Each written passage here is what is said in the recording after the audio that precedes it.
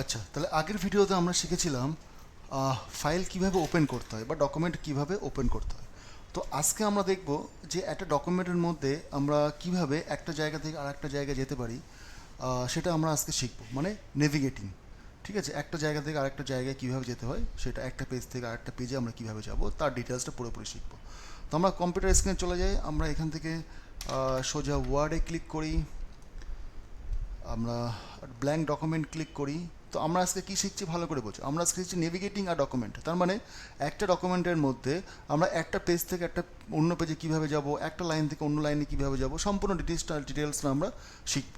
ঠিক আছে, তাহলে আমি একটা মোটামুটি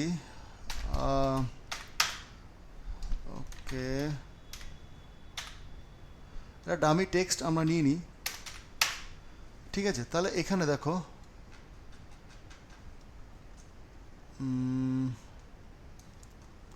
ওকে, এটার মধ্যে আমি একটু ইনসার্ট করে দিই। এগুলো আমরা সব একে একে শিখবো, এখন কোনো কিছু দরকার নেই।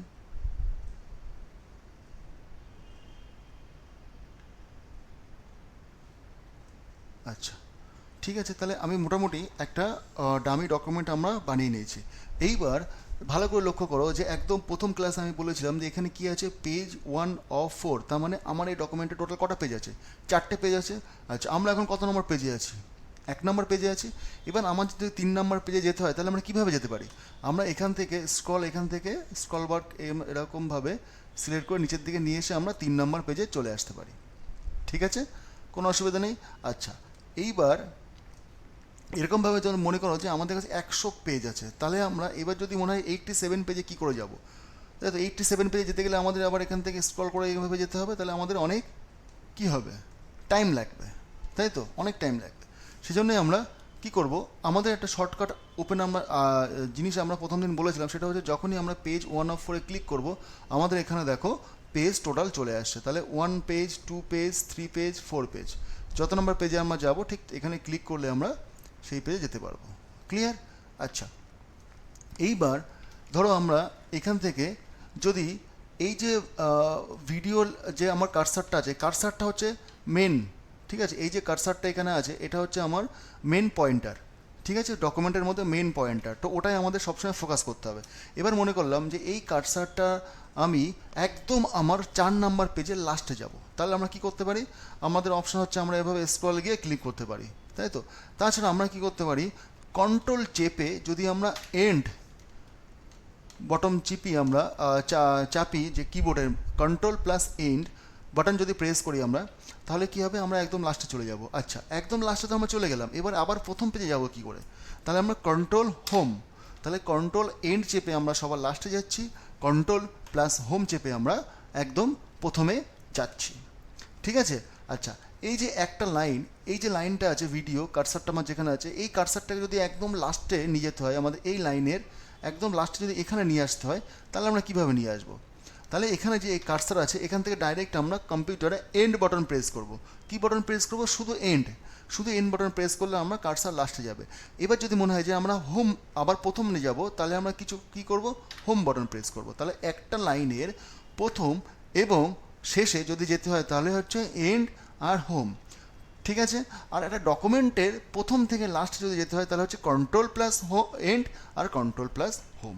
ক্লিয়ার এইটুকু? ওকে, তাহলে আমার যদি এবার একটা একটা ওয়ার্ড আমার যেতে হয়, ধরো এই কার্সারটা ভিডিও আছে, এই কার্সারটা প্রত্যেকটা ওয়ার্ড আমার ক্রস করবে, সেক্ষেত্রে আমরা কী করবো, কন্ট্রোল অ্যারো, কি অ্যারো, রাইট অ্যারো। তাহলে কন্ট্রোল অ্যারো করলাম, দেখো একটা ওয়ার্ড কভার করলো, কন্ট্রোল অ্যারো চাপলাম, দুটো অ্যারো, মানে একটা একটা ওয়ার্ড ও ক্রস করছে। কন্ট্রোল চেপে যদি আমি রাইট অ্যারো চাপি তাহলে একটা একটা ওয়ার্ডও ক্রস করছে। আবার যদি কন্ট্রোল চেপে লেফট অ্যারো চাপি তাহলেও বাদিকে একটা একটা ওয়ার্ড এইভাবে ক্রস করতে করতে আসছে। ক্লিয়ার?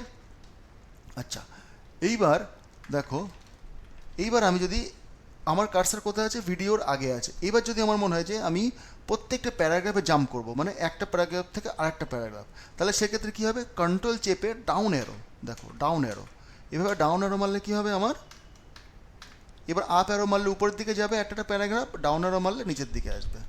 ক্লিয়ার? এখানে এতটুকু বোঝা যাচ্ছে, আমাদের কোনো অসুবিধা নেই। ওকে, তো এটা হচ্ছে মোটামুটি আমাদের একটা নেভিগেশনের পার্ট। ঠিক আছে, এরপরে আমরা আরও ডিটেলসে আসবো, যে আমরা কিভাবে কোনো সেকশন বা এগুলো আমরা পরবর্তীকালে এর পরের ভিডিওতে হয়তো অলমোস্ট আমরা আসবো, যেখানে ফাইন্ড রিপ্লেস আমরা শিখবো। তো সেখানে আমরা আরও ডিটেলসভাবে জানাবো। তো এটা মোটামুটি একটা বেসিক নেভিগেশন, যে একটা লাইন থেকে আরেকটা লাইনে কী করে আসবো, একটা প্যারাগ্রাফ থেকে আরেকটা প্যারাগ্রাফে কী করে আসবো, বা আমি একটা ডকুমেন্টের প্রথমে থেকে আমি লাস্ট কী করে যাবো, বা লাস্ট থেকে প্রথমে কী করে যাবো। ঠিক আছে, তো এটা মোটামুটি একটা নেভিগেশনের পার্ট। দেখা হচ্ছে নেক্সট ভিডিওতে। এখানে কি আসলো, এখানে ভালো করে দেখো আন্ডারলাইন চলে আসলো। এটা কি স্পেলিং মিস্টেক হয়েছে? না, এটা স্পেলিং মিস্টেক না, যেহেতু এটা আমাদের নাম সেহেতু এটা আমাদের স্পেলিং মিস্টেক না। তাহলে এটাকে আমরা এই যে রেড বর্ডারটা সেটাকে আমরা কি করে সরাবো, আমরা জাস্ট এর উপরে রাইট ক্লিক করব। রাইট ক্লিক করার পরে দেখো এখানে বলছো জেন, মানে যেহেতু টাইটেল সেহেতু আমরা প্রথম যে লেটারটা আছে সেটা বড় হাতে। এটা যখন আমরা করব তখন দেখো আমাদের রেড লাইনটা সরে গেছে। বা মনে করো যে আমি এটাই রাখতে চাইছি, তখন আমরা কি করব, রাইট ক্লিক আমরা এখানে ইগনোর করে দিতে পারি। ঠিক আছে, তার মানে কি ইগনোর করলেও রাইট এখান থেকে সরে যাবে। বা এটাকে আমরা যদি মনে করি না এটা সবসময় ঠিক, তাহলে আমরা এটাকে কি করতে পারি, এর উপরে রাইট ক্লিক করে আমরা অ্যাড টু ডিকশনারি করতে পারি। তার মানে কি এটা যে এমএস ওয়ার্ডের ডিকশনারি আছে সেখানে অ্যাড হয়ে যাবে। তার মানে কি হবে, এটা অ্যাড করে দিলাম। এরপরে আমি যখনই লিখবো, ধরো আমরা এখানে আবার লিখছি রোহিত জেন, দেখো ও কিন্তু দেখাচ্ছে না কেন, কারণ ডিকশনারিতে আমার অ্যাড করে দিয়েছি। ক্লিয়ার? তাহলে এমএস ওয়ার্ডের মধ্যে যখন আমরা এইভাবে কীভাবে লিখতে পারবো সেটা আমরা শিখলাম এখানে। আচ্ছা, এইবার আমাদের ডকুমেন্ট 1 আছে, তাই তো। এবার আমরা যদি মনে করি একসাথে আমরা দুটো ডকুমেন্ট বা তার বেশি ডকুমেন্টে কাজ করব, তখন আমরা কিভাবে করব? তখন আমরা এই ডকুমেন্টটাও আছে প্লাস এর পাশাপাশি আমরা আরেকটা ডকুমেন্টও কাজ করতে চাই।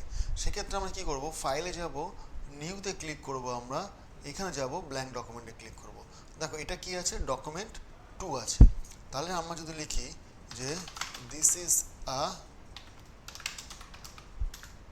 সেকেন্ড ডকুমেন্ট, ঠিক আছে। তাহলে এটা কি হলো, সেকেন্ড ডকুমেন্ট। আচ্ছা, এইবার যে আমাদের ডকুমেন্ট 1টা ছিল সেটা আমরা কি করে পাবো? সেটা পাওয়ার দুটো উপায় আছে আমাদের কাছে। ঠিক নিচে যে টাস্ক বার আছে এখানে দেখো এমএস ওয়ার্ডের সিম্বল আছে, আইকন আছে, এর উপরে মাউস নিয়ে যাবো বা এরপরে ক্লিক করো, দেখো দুটো দেখাচ্ছে, ডকুমেন্ট 1 এবং ডকুমেন্ট 2। তো ডকুমেন্ট 1 আমরা গেলাম এটা, আবার ক্লিক করে ডকুমেন্ট 2তে গেলাম এটা। বা আমরা আরেকভাবে যেতে পারি, ভিউতে গেলাম, ভিউ ট্যাব যেটা আছে, কালকে আগের ভিডিওতে আমরা বলেছি যে ট্যাব কাকে বলা হয় আর ট্যাবের মধ্যে কী কী থাকে।